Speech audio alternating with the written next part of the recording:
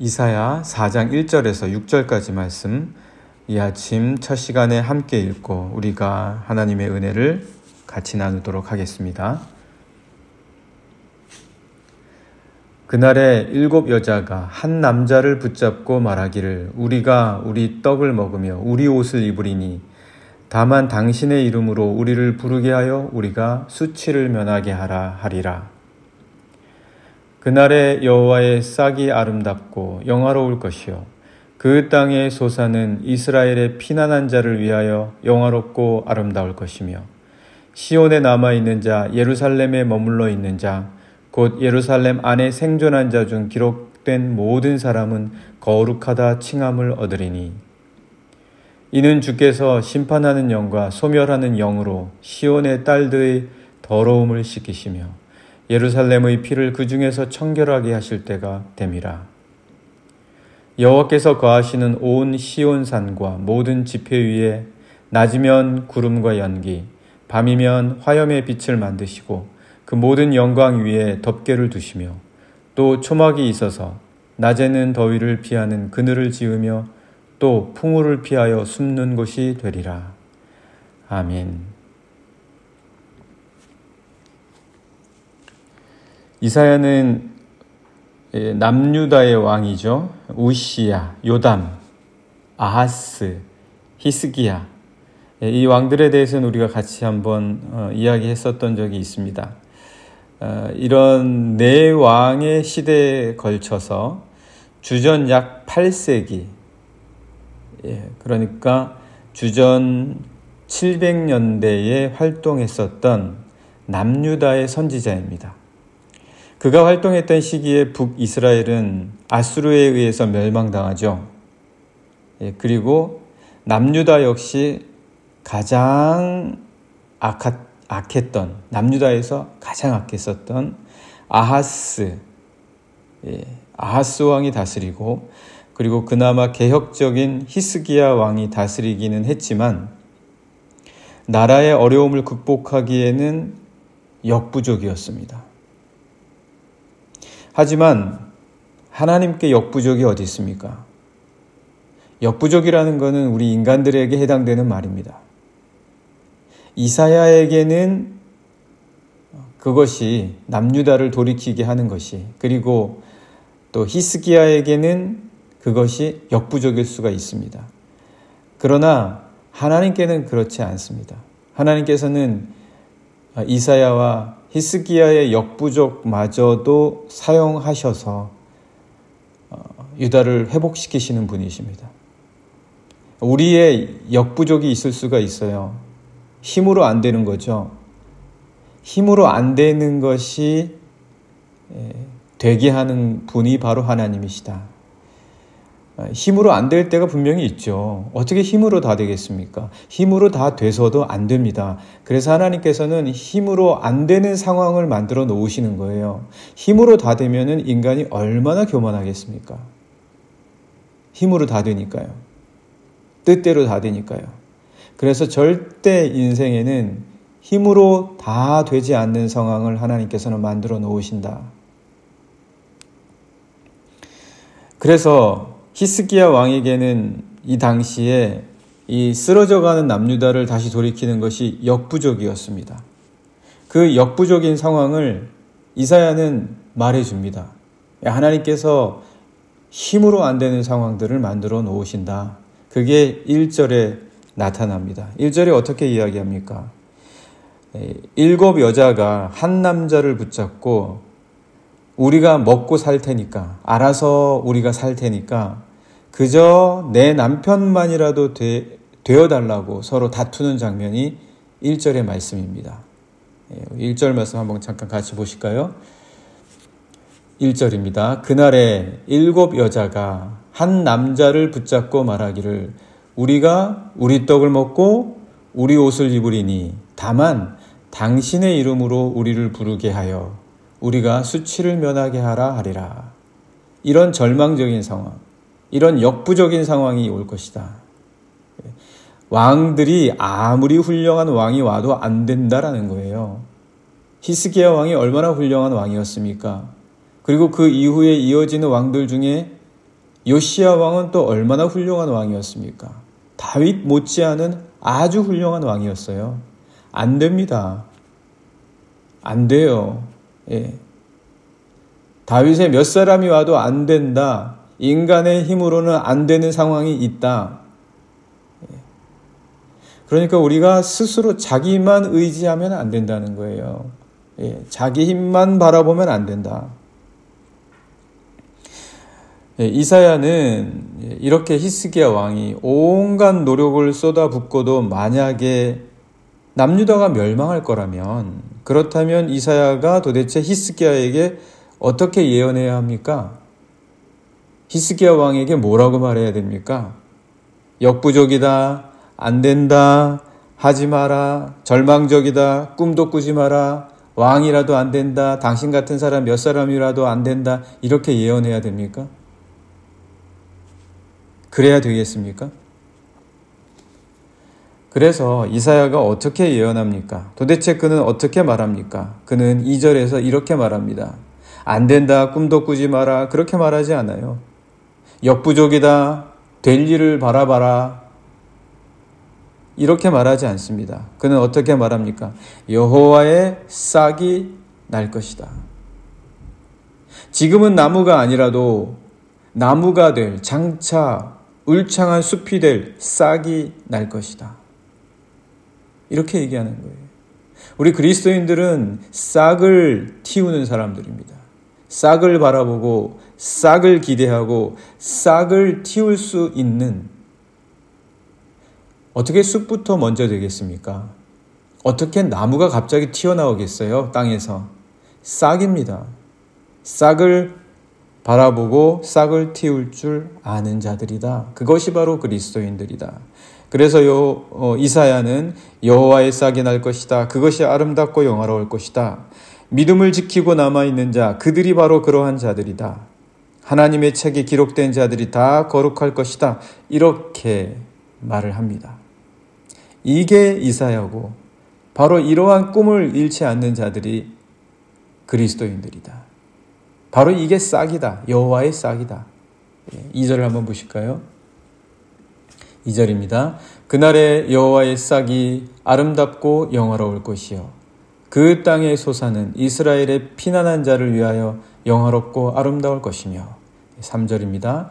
시온에 남아있는 자, 예루살렘에 머물러 있는 자, 그러니까 남겨진 자들이에요.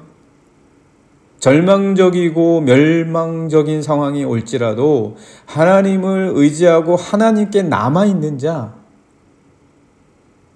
다 버리고 가버리는 자들이 아니라 하나님께 남아있는 자, 하나님께 남아있는 자들은 어떻게 말합니까? 예루살렘에 머물러 있는 자, 곧 예루살렘 안에 생존한 자 중 기록된 모든 사람은 거룩하다 칭함을 얻을 것이다. 그렇게 이사야가 말합니다. 역부족을 느끼고 절망적일 수 있습니다. 그래야만 되는 상황이 있어요. 내가 그러고 싶지 않아도, 그래서는 안 된 것 같아도 그럴 수밖에 없는 상황이 있어요. 그러나 그때 그리스도인들은 싹을 틔우는 자들입니다. 하나님의 싹을 보는 자들입니다. 역부족을 통해 역사하시는 하나님을 볼 수 있는 자들. 그래도 하나님 곁에 남는 거예요. 그래도 하나님을 의지하는 거예요. 그래도 예루살렘에 남아있는 거예요. 그래도 그 책에 기록되기를 소망하는 거예요. 그러한 자들. 절망 속에서도 싹을 틔우는 자들. 바로 이사야는 그것을 말하고 있습니다. 사람이 새 출발하면 우리는 어떻게 합니까? 그 사람이 하는 말, 그리고 그 사람이 하는 옷차림, 그리고 그 사람이 행동하는 거, 이런 거 보고 이제 구별을 하잖아요. 그러면서 말하는 거죠. 야, 저 사람 막 살더니 이제 정신 차렸나 보다. 야, 막 그냥 인생을 막 뭐 저렇게 형편없이 살더니 이제는 새 마음 먹었나 보다. 이렇게 구별을 하죠. 왜냐하면 그게 말이나 행동이나 그 사람의 어떤 그 옷차림 같은 데서 나타나잖아요. 하지만 우리 그리스도인들은 그런 것만으로 판단하지 않습니다. 그런 거에 속지 않아요. 겉으로 나타난 것에 우리 마음과 생각 빼앗기지 않습니다. 그런 걸로 분별하지 않아요. 니고데모에게 예수님께서는 뭐라고 말씀하셨습니까? 새 출발은 말이야, 겉으로 되는 게 아니야. 새 출발은 아무리 겉으로 번지르르 해도 속은 썩어 있을 수 있어. 새 출발은 육으로 하는 게 아니다. 새 출발은 영으로 태어나야 한다. 주님이 그렇게 말씀하셨습니다. 영이 그대로인데, 영이 죽어 있는데 겉으로 100번, 수백 번을 새 출발한다고 해도 새 출발이 안 돼요. 새 출발이 될 수가 없습니다. 아무리 다짐을 수만 번을 해도 영이 바뀌지 않는 한은 그 자신의 결심과 맹세가 새 출발하게 만들어주지 않는다. 그런 말이죠. 영이 하는 역할이 있기 때문입니다. 영은요, 새로 태어나게 합니다. 새 사람이 되게 해요. 그러니까 영이 문제인 거예요. 영이 문제인 거다.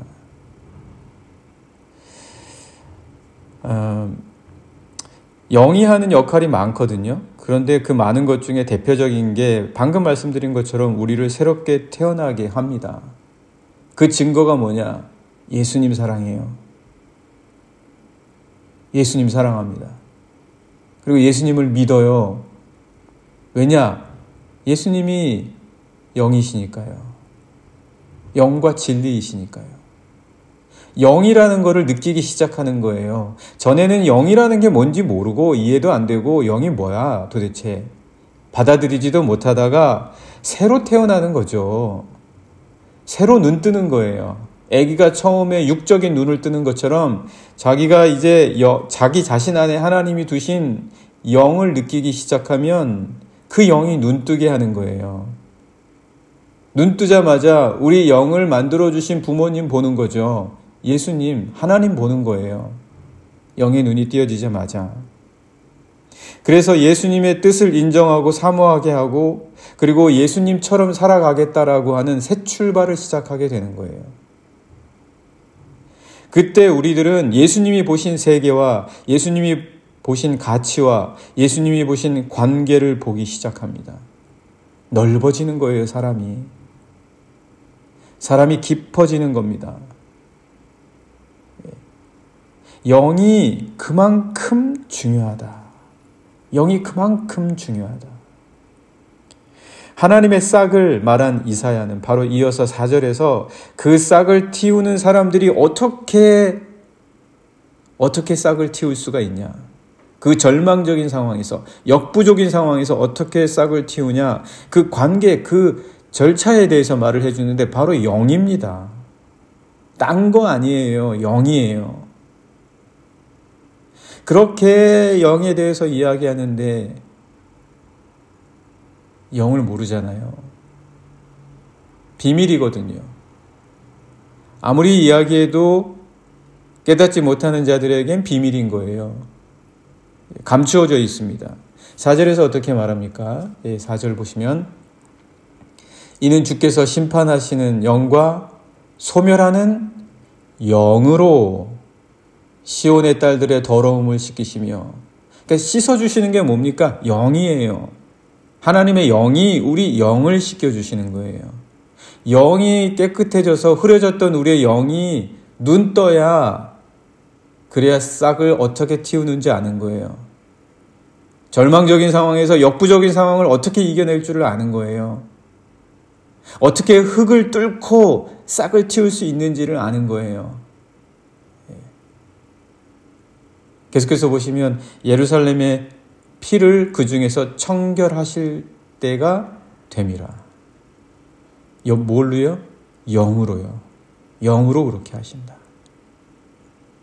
그래서 흐려지고 무뎌졌던 우리의 영이 바로 하나님의 영으로 말미암아 다시 살아나면서 싹이 틔워지게 된다.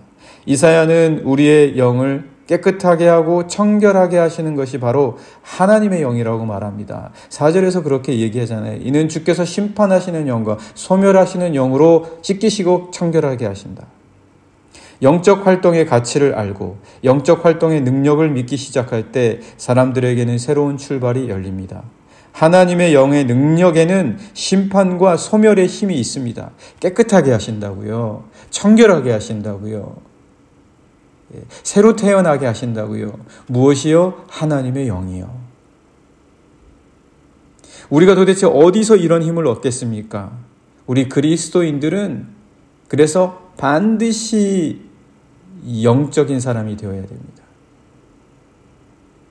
영으로 태어나는 거예요. 위로부터 태어나는 겁니다. 이사야는 거기서 멈추지 않죠. 이사야는 여기서 멈추지 않아요. 이사야는 여기서 멈추지 않고 실질적으로 영이 어떻게 훈련되고 실천되는지에 대해서도 말합니다.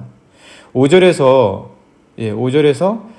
이렇게 말하죠. 여호와께서 거하시는 시온산을 말합니다. 왜 시온산을 말했을까? 예루살렘 시온 성전이 있었으니까 시온산을 말하는 거예요. 왜 특별히 시온 성전이냐? 하나님은 어디나 계신데 어디서든 하나님께 깨어있으면은 영이 깨어나지 않을까? 물론 이사야가 그걸 모를 리가 없습니다. 이사야가 그거 모르겠습니까? 온 천지에 하나님이 다 계신다는 거를 거듭 말한 사람이 이사야인데 왜 특별히 시온 산성을 말했냐? 왜 장소를 말했냐? 그것만이 아닙니다. 그는 집회를 말합니다. 집회. 절기와 월삭과 초하루와 그리고 안식일에 행해지는 모든 예배와 제사와 기도를 말하는 것이겠죠. 외적인 행위가 그렇게 중요합니까? 아니요. 이사야가 그거 모르겠습니까? 외적인 행위와 그리고 형식, 외식적인 바리새인과 같은 행위를 싫어하는 사람이 이사야입니다. 그럼에도 불구하고 왜 모여서 예배드리는 집회를 그렇게 강조했냐? 오늘 한번 말씀 보실까요? 5절과 6절입니다. 여호와께서 거하시는 온 시온산과 모든 집회 위에 이렇게 말하잖아요. 왜 이런 걸 얘기했냐? 이유는 그곳이 모든 영적 활동의 실질적 실천과 훈련의 장소이기 때문에 그렇습니다. 우리 영을 실질적으로 만들어주고 실천할 곳이 바로 교회예요.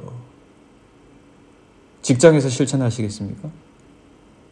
길거리에서 하시겠습니까? 집에서 하시겠습니까? 그럼 교회가 왜 있겠습니까? 그렇지 않으면 우리에게 내재해 있는 영적 욕구가 엉뚱한 곳으로 흘러갈 가능성이 있습니다. 하나님의 교회를, 하나님의 예루살렘 성전을 그리고 제단을 없앤 사람이 누굽니까? 아하스 왕이에요. 그는 그의 영적인 욕구를 엉뚱한 데다 쏟았죠. 그래서 우리는 하나님의 집으로 세우신 곳에서 어디에나 계신 하나님에 대해 예배와 기도를 드리면서 우리의 영을 훈련하는 겁니다. 영을 훈련시키는 거예요. 저희가 주일에 모여서 영 훈련하는 거예요. 이사야는 5절과 6절에서 낮의 구름과 연기, 밤의 화염과 빛, 그리고 더위와 풍우를 피하여 지켜주는 하나님의 영적 도우심을 말해줍니다. 우리가 영적으로 깨어날 때 하나님의 영적 역사가 체험된다는 거예요. 5절, 6절 말씀 계속 보실까요? 계속 보시면 여호와께서 거하시는 온 시온산과 모든 집회 위에 낮이면 구름과 연기, 밤이면 화염의 빛을 만드시고 이런 것들이 체험이 된다고요. 이게 체험이 된다고요. 그래서 우리가 영을 훈련하는 것이다. 바로 예루살렘 성전에서 모이는 집회에서 그러는 것이다. 그렇게 말하는 거죠. 그 모든 영광 위에 덮개를 두시며 또 초막이 있어서 낮에는 더위를 피하는 그늘을 지으며 또 풍우를 피하여 숨는 곳이 되리라. 영적 역사. 이는 마치 광야에서 이스라엘 백성들이 하나님의 인도하심을 받는 모습과도 같습니다. 하나님의 영적 역사는 바로 하나님의 인도하심 그 자체다. 하나님의 인도하심을 체험하는 거예요. 이게 영의 힘입니다. 오늘 이 시간 함께 같이 기도하기 원합니다. 하나님, 오늘 우리가 영으로 인도함 받는 사람들, 영이 깨어나는 사람들, 영을 훈련하는 자들이 될 수 있도록 인도해 주시옵소서. 같이 기도하시겠습니다.